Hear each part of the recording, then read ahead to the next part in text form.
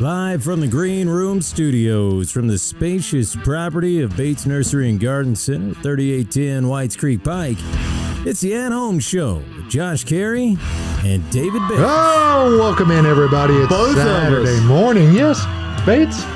David. Cary. David. Yeah. Okay. I knew you looked familiar. Oh, my goodness. And this is the Green Room. Look at the color we've got. We're going to talk about that while we go through the program sometime this morning. Of course, we're coming to you alive here from the Bates Nursery and Garden Center facility. It's 1.2 clicks north of Bradley Parkway at exit 19. Yeah, worth the drive. close enough. It's going to be a beautiful day. You need to come out here and come out early because it's going to be a no excuses day. It is indeed a no excuses day, and I can prove that. Right. Look at that forecast right there. Sunny. There are spheres of sun all the way across the board. Spheres? Spheres, yes. And we're going to just talk briefly about the weather. Today, of course, is Saturday, the 1st of October. We got September done. It is out of here. Good. Yesterday was, of course, Lord. October Eve. And those of you who get my newsletter know what I'm talking about. Yes. It was this week's rendition, or edition, I should say. But we're going to have 78 degrees and sunshine today and tomorrow. Maybe a little cooler on Monday, but still sunny, and about the same on Tuesday. You know, there's nothing changing very much. It's going to warm up a bit on Wednesday up into the lower 80s, maybe slightly warmer on Thursday, then cool back down on Friday a little bit. Cooler still next Saturday, if that forecast out that far means anything, because it just is really nice. The biggest thing we've been fighting, which has been a difficulty here at the nursery, is the unseasonable windiness we've been having. It has, and we'll get down to Austin here in a few minutes because we've been covering some structures, and also irrigation at the end of the day is very difficult because of all the wind. And as you look over here at the radar, what you see out here, these are the remnants of N. Now just a low pressure system. Quite an eventful week around the southeast U.S. and those across Florida, particularly in the Fort Myers, Cape Coral. Really. Just devastation is all you can say. It's going to be a long time putting all that back together, and so for all the folks out there who are affected by that, thoughts and prayers are with you. There is a long road ahead, but we're grateful that we've got better weather conditions for all of us, and we'll go over here and check quickly at the weather station here at Bates Nursery, and we're looking currently at 51 degrees here. It was 43 about an hour ago, so we've come back up a bit, and going to be a nice day, albeit a cool one. It's time to get out and dig in the dirt, see what's going on in the garden. So it's also time to welcome in the rest of our participants. By the way, good morning, Tyler. Tyler King. Glad to have you here as always, because if Tyler were not here, we would not be here. No. And those other voices you hear are at the other end of the studio. The giggling. Caroline Gant, Austin Lowen. Welcome in, guys. Giggle cam. Great to see you. Hey, we have got the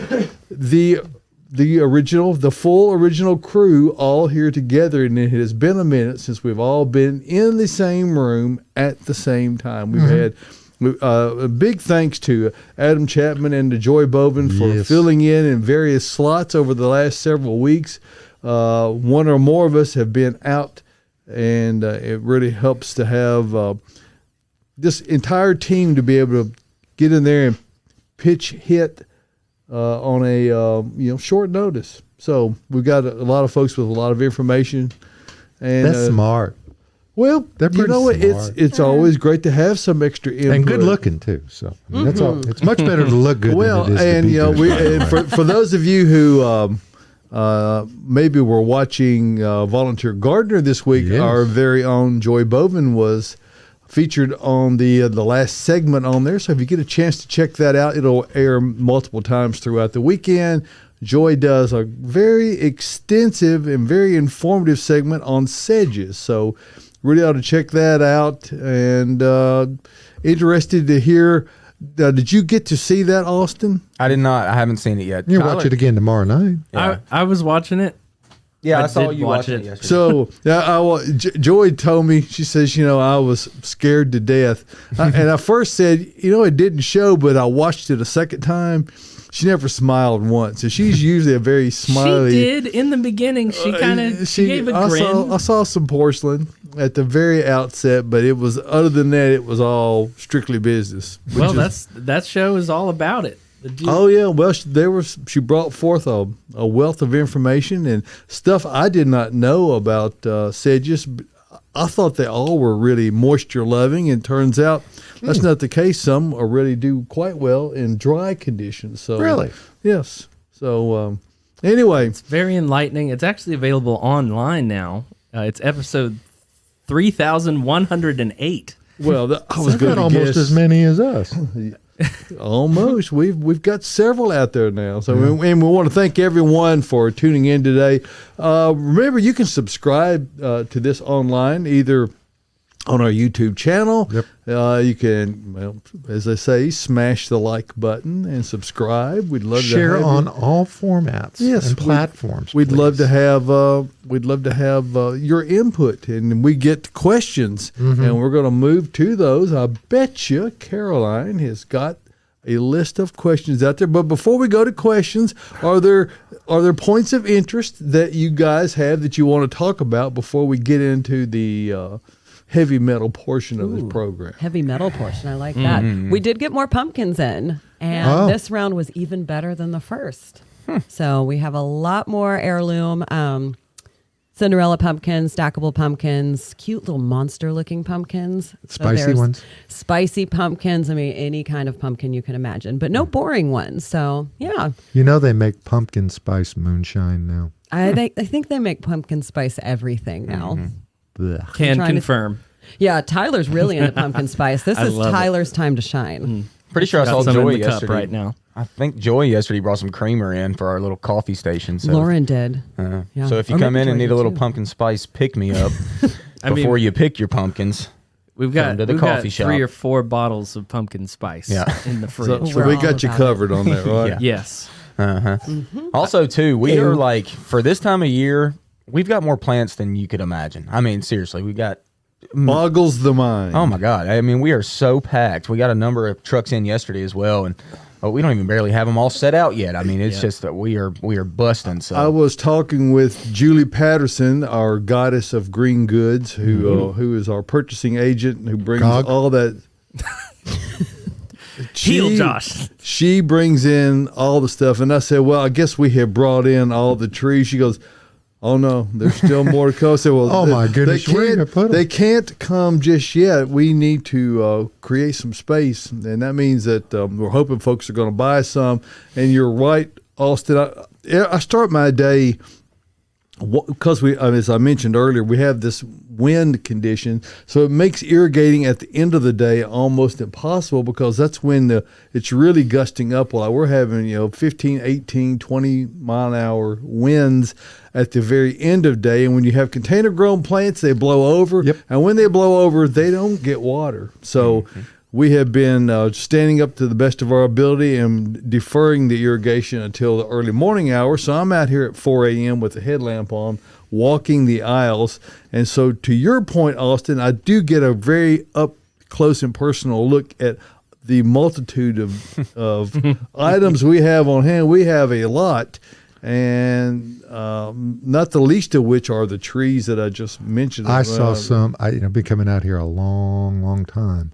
I think I saw the largest magnolias I've ever seen on this lot. I mean, Yeah. they're massive. yeah, they're really nice. We've got Peach trees.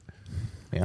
Yeah, I mean, there's a bunch of peaches. hard pressed to name anything we don't have. And the great thing about all these items that you're mentioning is that they are container grown. And back in the day when everything was field grown, you really had a fairly narrow fall window of planting. You really couldn't start digging things very successfully until after you've had the first, what is normally referred to as the first killing frost, and that would send the plants into dormancy. Well, now, since they're container grown, you don't cut any roots. There is no transplant shock. So they can be planted in the middle of summer as well as the middle of winter or any other time of year. And what that gives you is the ability is to plant trees right now and get to have the fall color associated with them the very first season that you put them in the ground. So, and boy, do we have some trees. Big ones. What are the ones coming in the secret entrance to the bat cave here? What are the ones that have the trellises built with them, Austin? Those are like 5-in-1 apples, or usually espalier combo pears and apples. Yeah. Which is kind of cool because most trees are grafted now, and grafting is a very common practice, and it's just taking stock of a different plant and putting it onto a hardy root stock of a plant. That's a whole thing. We're not going to get into that. But there are apple trees now that have literally 3 or 4 different varieties of apple on the same stem. Wow. They're on a trellis, so you don't have to buy 2 or 3 or 4 apple trees so they produce with each other, because as y'all probably know, we need a lot of pollen in the air from different varieties of plants to get the best fruit set. So what the growers have done is put all those varieties on the same stem, so you can just plant one tree and you've got multiple stems that have different varieties attached to them. They're all going to pollinate with each other and, in theory, produce a lot of apples. Well, and almost certainly one of those varieties will be a yellow delicious or golden delicious, because that is the one that is generally recognized as being the best overall pollinator. I will say I love those as fruit, just as from the edible side. Really well. It's one of my favorite apples. So Really? Yeah, I like it. You do? I'm a Granny Smith guy myself. I love it sour. Really? Yeah. Those are great for Wow. pies and that kind of thing, but they twang me a bit much. That's your favorite apple? It is. They're good. With caramel? I don't even need caramel. I like it sour. I like sour stuff. Oof. And they're good. A good fresh Granny Smith, can't beat it. With a cup of coffee with pumpkin spice in it? Yeah, I guess. Yeah, you're not into pumpkin I'm not a spice. pumpkin spice guy. Good man. All right, well, let's see what questions we have out there, Caroline. All right, we've got a holiday question pulled up. Holiday. Ooh. So we're going to assume the holiday is Not Halloween. Oh. We are skipping ahead to Christmas time, y'all. Oh. This comes from our very own Miriam, so we're starting strong. Hi, Miriam. Hey, Good Miriam. morning, Miriam. I've nursed my poinsettia long since Christmas, and it's leafy. How and when does it turn red? What a great question. Austin's going to love this question. I tell you, good job, first off, for keeping your poinsettia and keeping it alive through these months. It's not really all that hard to do. People typically just pitch their poinsettias after last Christmas, but you've kept yours going, so good work. Now, to get it to turn red, though, is a different scenario, okay? We have to have... Now, you can do this now if you want, but I'd say wait a little while. Wait till probably November. You're going to move this poinsettia into a dark closet for at least 8 to 12 days. All right, you're going to make sure it doesn't go bone dry on you. You want to make sure you keep it, before you move it to the dark, you want to make sure it's nice and moist, okay? It's happy and healthy. And then we're going to put it in that dark closet for at least 8 to 12 days. After you do that, you will see an initiation of red typically. Once it starts going red, it will finish red. So put it in the closet. After about 12 days, pull it out. See if you see any red on it. If you do, then that's when you want to go ahead and put it back in your window or put it back in its finishing place, and it will finish up and turn red for you. So excellent question. But if you don't give it a dark period, it will not turn red. You got to get it out of that sunshine. It's a weird kind of thing. You kind of want to mimic what's happening outside, we're getting darker quicker. So we want to try to mimic that. But a dark closet is typically the way to do that. And it can be multiple days in the darkness. And that'll hopefully initiate that red, and then you'll have some red foliage for the Christmas time. Yeah, and it's one of the things that are poinsettias, the change of color on the bracts, and as we in the industry know, the flowers on poinsettias are not that red part or pink or white. They're those little bitty blooms that are on there. They're very small. They're not showy. the bracts are a modified leaf, and these leaves change color based on day length. So if you didn't move them in, if they were getting the amount of light that they would receive normally outside, they probably wouldn't naturally start turning red until January. So what you're talking about, Austin, is what is frequently done in greenhouses is referred to as black clothing. Now, rather than do it all in a day, they will pull these black cloths and shorten the day for an hour or more for a period of weeks to force them in the bracts into setting so that they will begin changing color and be ready to ship out and looking prime before Christmas. When do they grow the glitter? That's a little known phenomenon, and it's when they spray it out of the glitter sprayer. So we don't. By the way, we don't have any of those kind of gimmicky things. We're more horticultural purists around here at Bates Nursery, so we have a variety of colors, perhaps variegated flower colors, and we don't have any of those just yet. Give us another month or a little bit more, and we will have. But get the little baby ones again. We'll have baby ones, we'll have big ones, we'll have everything in between, all different colors. So come check us out. But that's a little bit away, and if you, like Miriam, have successfully kept yours alive throughout the year, and they're really not hard to grow. This is that time. The difficulty a lot of people have, and I'll say this and shut up about poinsettias. Okay, is that you're inside, and while you're having to go to a closet with it, is that your indoor lights impact this color change. So if you're having lights on in the house at night, the plant interprets that as day length. Yeah. So that's why you almost have to go to a closet or have a room that you do not turn the lights on in, that you can somehow dial the day length back enough. So Could you drape a cloth over it like a bird? I don't know if that would be dark enough or not. Black it out. It really needs They're very darkness. sensitive. Yeah, they're very sensitive to any light, really. Yeah. So, yeah. So not like a bird. Don't do Not that. like a bird. Well, I would experiment. That's my route. Yeah. All right. I'm not ready for them to be here, but I will be soon. So luckily I have. It's at just least a barely month. October. I'm sure the growers, though, got them going. I'm sure they've got them stuck and ready to, starting to get them at least green. They got to start so they can be ready by Christmas. Yep. We will have so many. We will be full. All right. We've got a eucalyptus question. My glacier ice eucalyptus is dropping leaves because they are brittle dry. Just how much should I water? The fact that the leaves are dropping and they're already really dry is a little concerning. Eucalyptus tends to die really, really quickly once it decides to go. And that usually happens from underwatering it. So I water mine thoroughly. I make sure the soil is always fairly moist, but not sitting wet.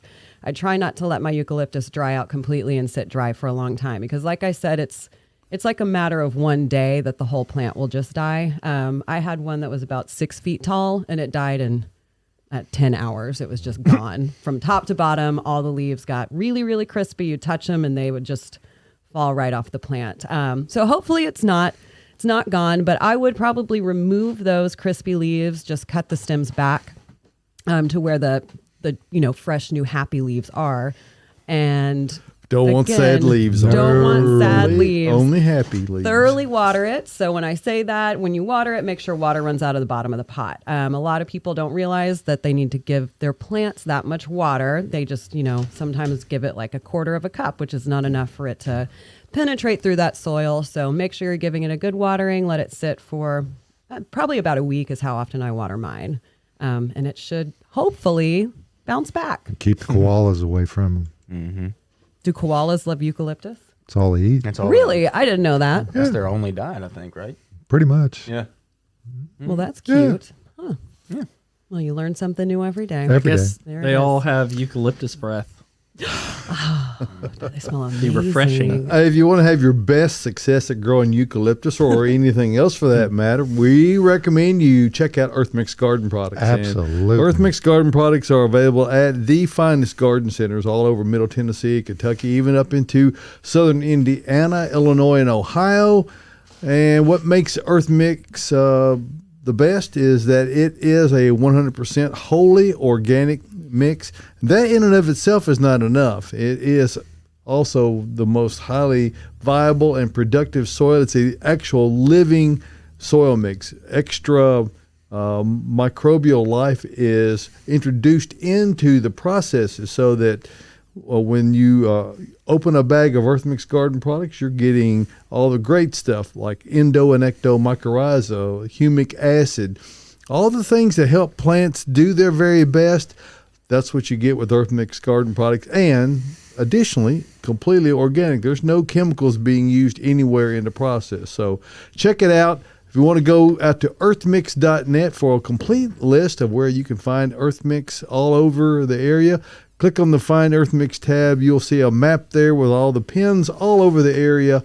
Check that out. And then by location, it'll also show you which products that each of them carry. So check it out. Remember, success in gardening begins at the ground level when you use Earth Mix garden products. And if you're going eucalyptus, you might consider using Proganics I.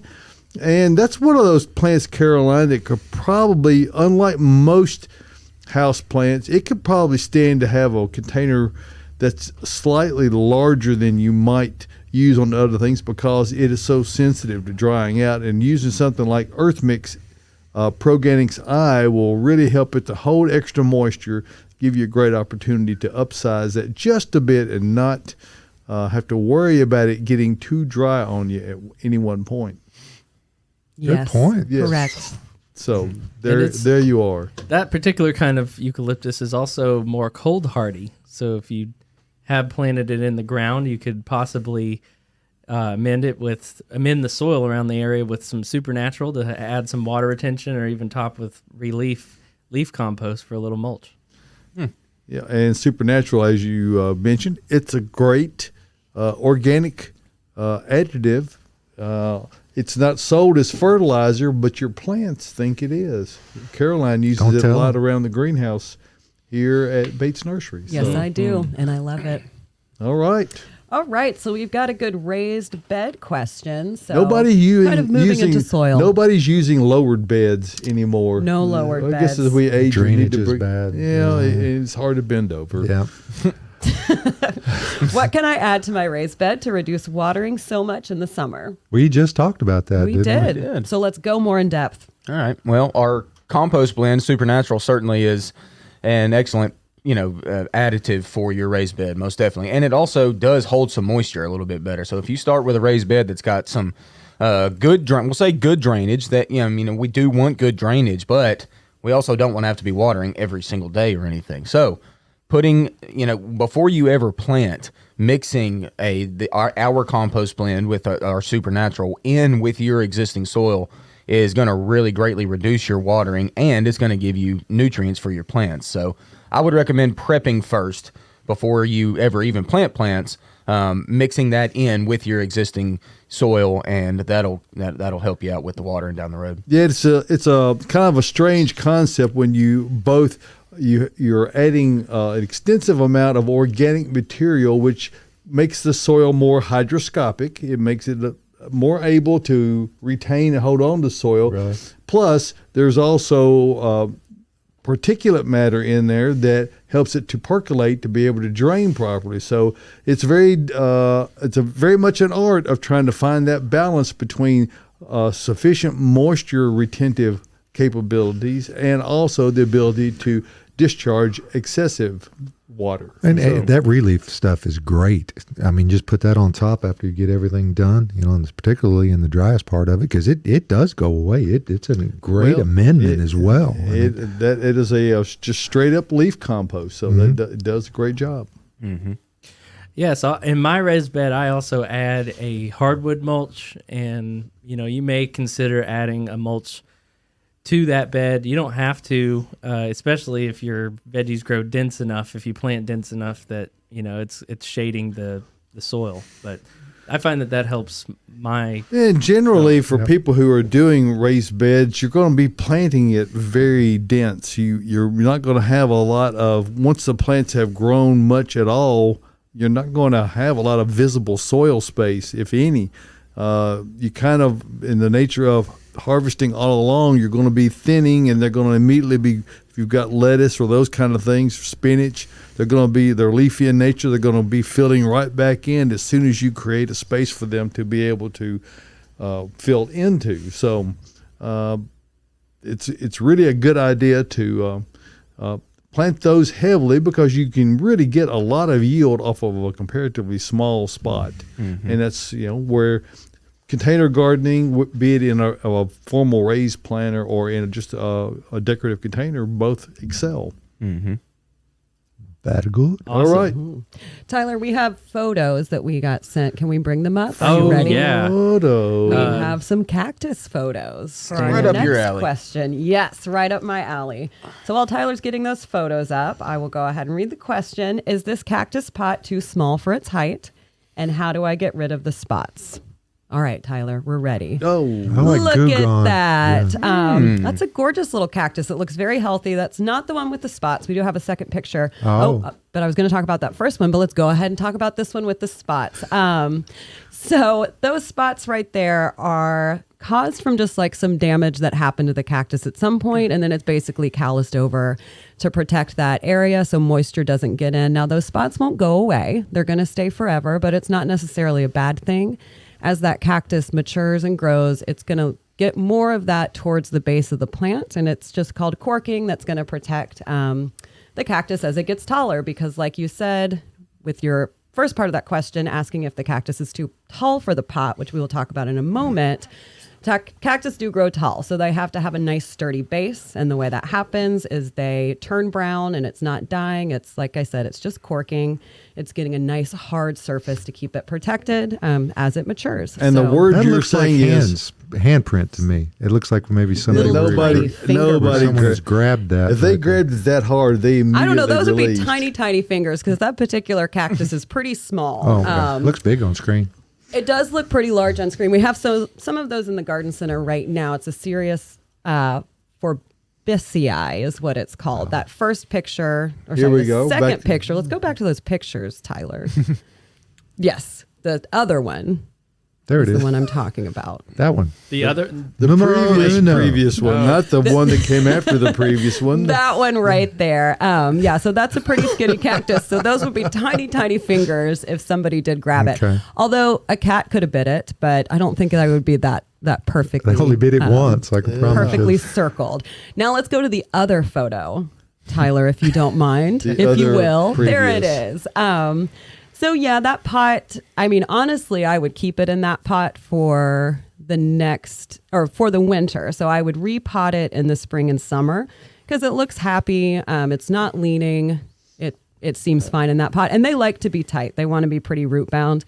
And then when you go to pot it up, I would size up like an inch or two. Describe the roots in that to me. I mean, don't they have like a major tap root? I mean, they do. Yeah, they have one for the winter time. Now I like the circle of potatoes in particular around the potato circle. Mm-hmm. It's protective. I will say that it's been maybe a couple of months that Caroline, you went and helped out a friend of Renee, my wife's and I, Jack Cawthon, who had a very large cactus growing outside, and because the action was taken at the proper time, that has now been moved indoors, has been repotted, and I don't think we've got that picture with us today, but I know Jack was very excited to get that done. And you really helped him a lot to be able to get that plant not just repotted, but repositioned indoors in a place where it has a good opportunity to do well. Cacti or highlight plants, they are not very adept at low light. No, they're not. They like a lot of light. But yeah, that was a fun pot up. The cactus was about 8 feet tall. Woo-hoo. And what I used to move it, to take it out of its old pot and then bring it inside to repot it in the new pot, were pool noodles that I cut a slice down one side and then kind of open it up and then put it around the spines of the cactus. Lemonade. Pretty brilliant. Yes. Yeah. Yeah. Now, down south, I'm talking way down south, down in Mexico, where they do a lot of landscaping with such things, the thing they use are those big welder's gloves that are heavy leather that come halfway up the arm, because they are to be able to handle those extremely nasty. I mean, they're great to look at, and once you get them in spot, but you've got to be able to get a hold of them somehow, and you just can't do it barehanded. They are No, you can't. the cacti will win, and then you drop it, then you get those little spots on it, like, you know, it gets banged. They don't like getting bruised, so it's very easy to make mistakes if you're not prepared to deal with them properly. There's a beautiful aloe behind it too. So, I mean, that really. Yeah, those plants look really healthy. And one of the reasons why I'm saying don't go ahead and repot it now, I wouldn't repot any cactus this time of year, moving into winter, because since we're in Middle Tennessee, just about all cacti has to come in for the winter or they'll freeze. So they're not really actively growing through the winter. I actually don't fertilize mine at all in the winter and let them just sit and stay. When I say dormant, they're not like trees, deciduous trees, where they'll look like they're dead, shed their leaves, but they just don't push any new growth, and they just sit there. Now, I have a question, Caroline. Mm-hmm. I did not look closely, but we got a shipment in on a rack from one of our suppliers of some cactus that were on a truck. Now, are those hardy cactus, or what are those? If you're talking about the prickly pear that we got in, so those were prickly pears. you say yesterday? Yeah, they came in yesterday. Thornless prickly When? pear. Thornless. Came in at the end of the day yesterday. What? Oh, I left a little early, and I guess I was gone when they came in. Yes, so thornless prickly pear, which have been selling like hotcakes. I think this is the third time Julie has ordered Matter of fact, them. they look kind of like hotcakes. They look just like hotcakes, but usually ones. the ones that are hardy for us here in Zone 7 have very aggressive, spooky-looking spines. But these are spineless. Now, when I say they're spineless, it doesn't mean they actually have none. Or they're they cowards. have little micro spines, so if you grab them, you'll still get little things in your fingers. You just get That's when micro You pain. get micro pain, Yes. just annoying little tiny pain. But yeah, we have those in stock now. Austin, you need to go ahead and buy yours, because I know you're going to add some cactus to your landscape. I was, and the reason if you know me at all, you know I'm very cheap with plants. I can't spend money. I've spent so much money on plants, y'all. So I got to be cheap. But the good thing about these cacti that came in, they're grown in Louisiana. Windmill Nursery is where they come from. And the good thing is they're in a 3-gallon container, so there's a lot of root mass down there. But each one of the containers has 2 different pads in them. So you can buy one, split it up with a saw, and you can get you 2 out of those, and you can save a little money that way. So I've got a rose garden actually that I'm just done. I'm tired of it. It's in the front of my bed. It's annoying. They've been hideous this year, and I'm removing them. And I'm going to go back in with some cacti. I've never grown cacti before, prickly pear specifically. I do really like the look of it. You're going to be bored. It's super What? easy. No, you will never be Speaking bored. of roses, because they're so easy to take care of. Speaking of roses, I was in Santa Fe, New Mexico last week, and I saw they use a lot of roses in the landscape there. Now, Santa Fe is at about 6,000 feet altitude, but they are very closely aligned, apart from the fact that it's a drier climate than what we have. Temperature-wise, it's similar to what we have. There's a lot of conifers, deciduous things, and there are a lot of rose gardens there, and the roses are, I mean, here it is. They are spot free, and they probably have never been sprayed because they have no humidity to speak of, and they just don't get disease problems there. So it's frustrating for people who are real rosarians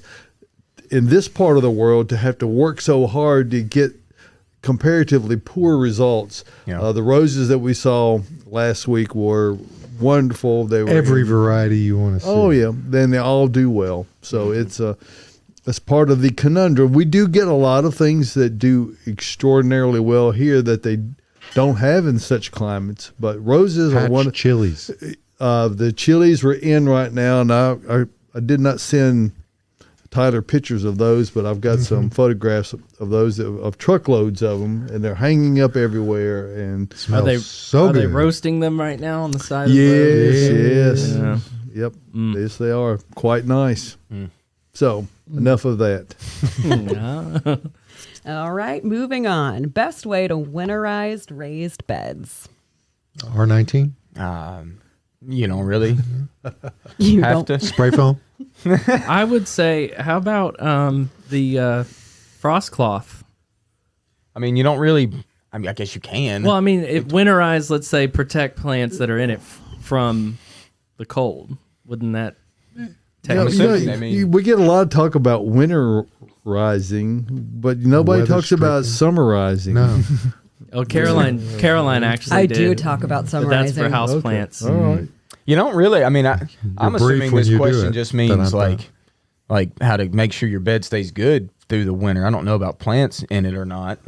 You could add a layer of relief. What do y'all think? I mean, add a layer of mulch over top to kind of, but you really don't have to do much. I mean, you're going to let that bed go more or less dormant like our plants would. I mean, they're just going to kind of chill, literally. Yep.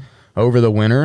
It might freeze on you. Raised beds can do that. Don't freak out so much. But the soil can freeze and then thaw out after that. But really, I don't. Yeah, the one thing that you want to be mindful of anytime you have a raised growing area, be it a container around your pool or on the patio, wherever, or a raised garden bed area.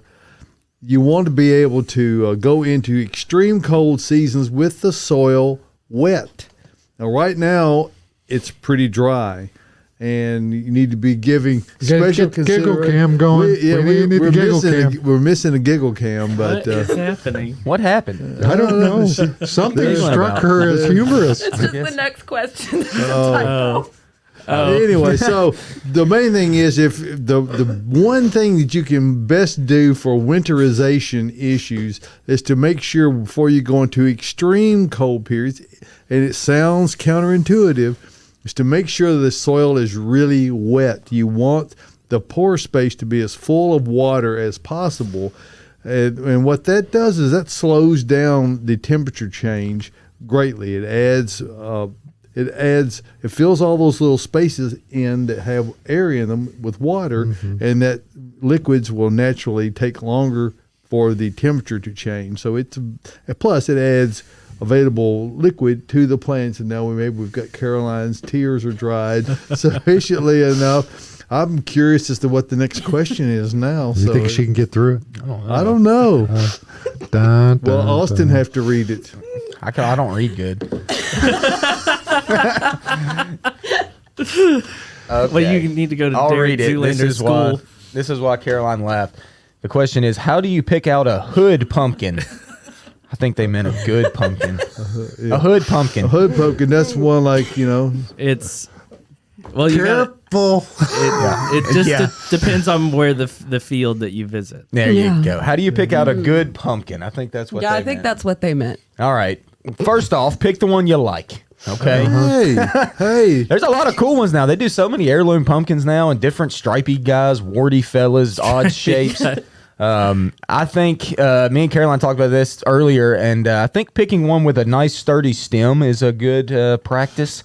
If you don't, and you get one with a stem that does, or pick one without a stem, totally, the pumpkins naturally kind of sit lower at that spot, and if they collect water at all, they rot a lot quicker. Yep. So they won't rot like immediately or anything, but they will rot quicker than one that has a nice sturdy stem. So try to, if you're out at a pumpkin patch cutting it yourself or picking it yourself, whatever, try to get a nice chunky stem on it and cut it at that point. And ask the neighborhood squirrels which variety they want because they're going to eat them. They're going to be partaking. Oh, no. I'd say almost certainly they will be. Hey, y'all know what? I did a whole lot of melons this year. I did a lot of funky melons for my wife. She really likes like spaghetti squash, butternut squash, all those odd squashes that I don't like at all. I think they're not great. So you grew them for ornamental purposes rather than that's what happened this year. Yeah, I had a great melon patch. I did this massive. So I do my garden in the ground. I got 5 acres, got plenty of room, got a tiller, all that, so I can put it right in the dirt. And I did this big area of black plastic in the center of it. I did 10 by 25 foot of black plastic, and then I put my melons in that. I hate to have weeds in my melons. It is so annoying. You can't pick them. Now, did you put straw down on top of the plastic? Okay. I did. I put plastic down. I pinned all that down. I planted the melons, and then I went back in and put my straw down on top to kind of help with that radiant heat from that black plastic. I didn't want them cooking on top. So I did that. Had a very, very successful melon patch this year. It was beautiful. I mean, lush. More zucchini and squash than we could ever eat.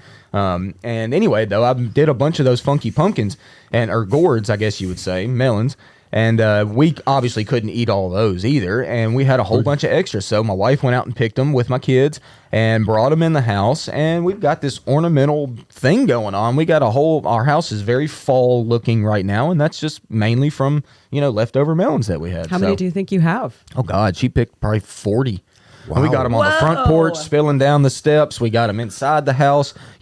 Gourds and pumpkins and squash, for that matter, they don't rot very quickly. They can get very firm, and they stay that way. And the butternut squash specifically has that nice tan color that fits that fall theme. So we can use them that way. And then if she ever does want to cook with one, we can certainly just pull one off the porch and cook it. Yeah, or if you want to do like a fun family project and make a home-built trebuchet, you can launch them, at the neighbors down the road.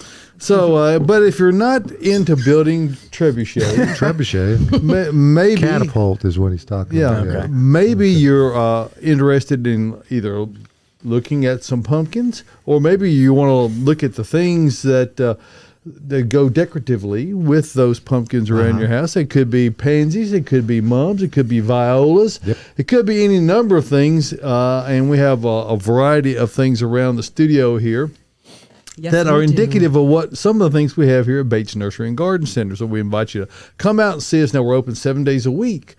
We are open from 9 until 4 today. We'll be open tomorrow from noon until 4, and 9 until 4 throughout the week. So come out and see us. As Austin was mentioning earlier, we got a bunch of stuff. I mean, a bunch of stuff. And we are also in the process. We're trying to finalize our project we've been working on all summer, we're redoing this shade area, making it into a more covered area, which will be very handy as the weather changes a little bit later on. Mrs. Cary very much enjoyed that and is looking forward to seeing the completed project. Well, we really hope to be able to talk to folks as the weather becomes more inclement about coming out here and shopping in more controlled weather conditions. So that's exciting for us. We have not had that before. So but for now, we've got it spread corner to corner. And as I mentioned earlier in the program, we've got pretty much every kind of tree you can think of, and a whole bunch that you probably can't think of. You don't even know they exist. That's the depth of the inventory that we have here at Bates Nursery and Garden Center. So if you need just one, or if you need a number of trees for a planting, we have the things that you need. We also have what you need to do success and have success with growing them off and planting them. And that's, of course, Earth Mix Garden Products. We have the complete line here, either in bags or in bulk. So if you want to come out and get those, if you hear that beep, that's one of those Earth Mix machines out there working right now. So come out and see us at Bates Nursery and Garden Center. We really invite you to take photographs of the area on your landscape that you are working on. Maybe it's just one end of the house or a patio area, whatever it is. Take photographs, bring those along, and our landscape professionals such as Austin we have here and any of the other folks will be glad to help you look at your unique landscape situation and help you to get the right plants in the right place the first time, because that's the way we do it at Bates Nursery and Garden Center. We're here to help you. We know we're not into that drive-by landscaping thing. It's okay if you see things that you like and you want to try it somewhere, but you really are going to save money. Austin talks about being cheap with plants. We really think that if you plan your landscape, just a little bit of advanced planning can save you a lot of money, because it prevents you getting something put in the wrong place. So we want you to have success. We want you to be able to properly anticipate the growth habit of it. And that's the information we have to give to you about your specific location. We are conveniently located 1 mile north of Briley Parkway at exit 19 on Whites Creek Pike. That's just minutes from Rivergate, Opry Mills, Nashville West, downtown Nashville. And I promise you this, it is worth the drive no matter where you're coming from. Check us out online at batesnursery.com, where everything we have for sale is, you can purchase it online. Maybe you can't come out. Maybe you've got some ambulatory issues, but you do want them you would want to be able to purchase them and get them delivered, all that can be arranged right on our website. So check that out at batesnursery.com. Bates Nursery and Garden Center, our 90th year of business, our emerald anniversary, as I like to say, beautifying Nashville since 1932. So thanks for giving me a moment to ramble on about that. Mary Polo has dutifully and wonderfully helped reshape some of the categories on the Bates Nursery website. Yes, she has, so indeed.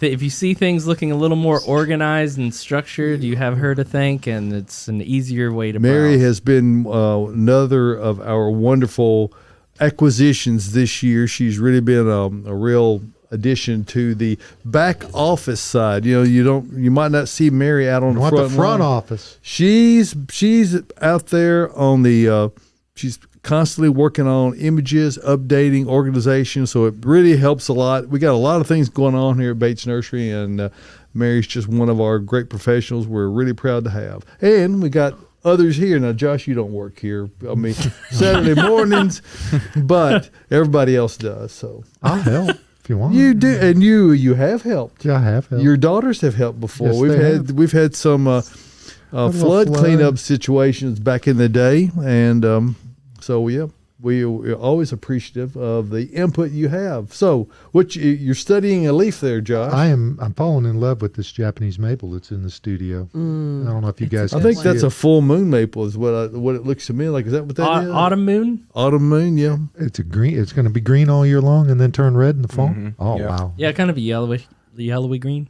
Mm-hmm. Gorgeous. Mm-hmm. Absolutely. Everybody, I love it. all together. That's beautiful. We have a great selection of Japanese maple right now, y'all. Absolutely, do. do. I don't think there's anyone that's got more than us. We got a ton. It's hard not to buy In them years all. past, there's been a variety back there that would almost turn UT orange. We have any of those? Probably. If you name a maple, we probably got it. There is one called Orangiola. I don't know if we have that one right We now do. or not. Yeah, we do. We got a few of those. Tamukiyama, I think, also has great fall color like Mm-hmm. that. So everybody thinks of Japanese maples as being those red leaf things. They're not all red leaf. The green lace leaves are absolutely and of course fantastic. the ones that are really the most stellar in the wintertime are the red twig type and the Sangokaku. That's what they are. Coral bark. Coral bark, Yep, Japanese is a common maple. name. Yeah, it's Yep. probably our best-selling green, I would bet. It's up there, and it does. As the winter draws on, it gets these beautiful blood red stems. Stunning. It's really, really stunning. So if you ever have snow that collects on top of your maple tree with the red stems behind it, it's a showstopper. Really is. Money. Mm-hmm. Yep. Okay, we Of got course, a couple snow more questions. stops the show anyway. Let's get the questions rolling. All right. Should I be moving my houseplants in now? The answer is yes. Now's the time to start moving them. I suggest doing it when it hasn't gotten too cold outside so they can kind of acclimate to coming in, because right now I don't have my air on or my heat. So when I move my plants in, it's the same temperature as it is outside, so then they can acclimate to my climate inside. Did the snake come in back again? I haven't seen it yet, but I did yesterday come across its snake skin outside of my house, not inside, but it was huge. And let's mention one thing, Caroline. While people are moving in plants, what might else they be moving in with those plants? Yeah, so with Spiders. moving them in, yes, you might be moving pests in, little spider friends. So always check the leaves, check the underside of the leaves, all the crevices where little pests and insects like to hide. And I'll usually just use some neem oil and a microfiber cloth and just wipe my leaves down while I inspect it and move it in. And if you start now, you'll have plenty of time. If you're like me and you have hundreds of plants outside that you have to bring in, I'm doing a couple a day just so I can really get them into a good spot, get them nice and clean, and make sure I'm not bringing in mealybugs, spider mites, all those really fun pests that are And you hard to don't get want rid your of. plants just in a good spot, You in a want 'em- good place physically. You want them to be in a good place emotionally. That's Yes. right. You want them to be happy, all around, well-rounded houseplants. It's really important. But great question. We do have a webinar on winterizing houseplants on Bates Botanical Bootcamp that you can watch. It is like an hour long. And hey, don't forget about the stems either. We talk about leaves all the time, front sides, back sides of the leaves for sure, but there's a lot of insects that like to stay around the stem, especially scale insects. Yep. Yeah. They're the worst. So you really want, if you see them up and down the stems, they don't look like anything. You would not even believe, if you don't know what they are, you wouldn't even believe that it's an insect. It doesn't look like that. It's just a little, it almost looks like just a little bump on top of the stem. Yeah, what's nothing? Yeah, it's nothing, but could they that can do possibly great do? damage. Yeah, so we need to make sure, like Caroline said, cleaning your leaves off with the neem oil and the rag she was talking the microfiber thing. And that thing. Get those stems too, and like really go up and down the stems and try to dislodge any insect that may be living on that. A lot of get people make the nasty. mistake of using a macro fiber, Yeah. and that is really a bad mistake. Yeah, Bad boy. idea. Would that just be a single piece of string? That's what that is. Yes, a big. I like it. It's rope. Floss your plants. everyone. Don't floss your plants. No, you'll hurt them. Before we get to our next question, though, there's a lot of stuff around town that is. What's in bloom? With Austin. Is there a lot of stuff around town in bloom right now? Not really. I'm driving in Hey, this it's morning. not crepe thinking, myrtles. What in the No, world am I yeah, going to buddy. talk about? Yeah, but there are a few. Okay, so we've got asters in bloom. Good, full, sun-loving perennial that blooms in the fall. Just really loaded with color. It's a ball of bloom. So we have some asters right now. Definitely good to get out. Mums are blooming. Obviously, it's pumpkin spice season. Got to have your mums with your pumpkins. I've seen many a carts over the past few days with mums and pumpkins on the same cart ready to go home and be set out. So certainly get those going. Pansies are obviously a full show. Y'all need to get pansies out, y'all. Yeah, buddy. It is time to get pansies out. It's pansy season. Get them in. I know Caroline just told me yesterday she had planted her pansies, so good work there. One that's in front of me that I really, really like is called anemone. It's this little soft pink bloomer. There's white bloomers, there's pink bloomers, but they really hover atop of the foliage really well, and they blow in the breeze good. They actually are called windflower as a common name. It's an excellent little plant to grow in kind of that semi-shady environment. Is it a perennial? It's truly perennial, yeah. Wow.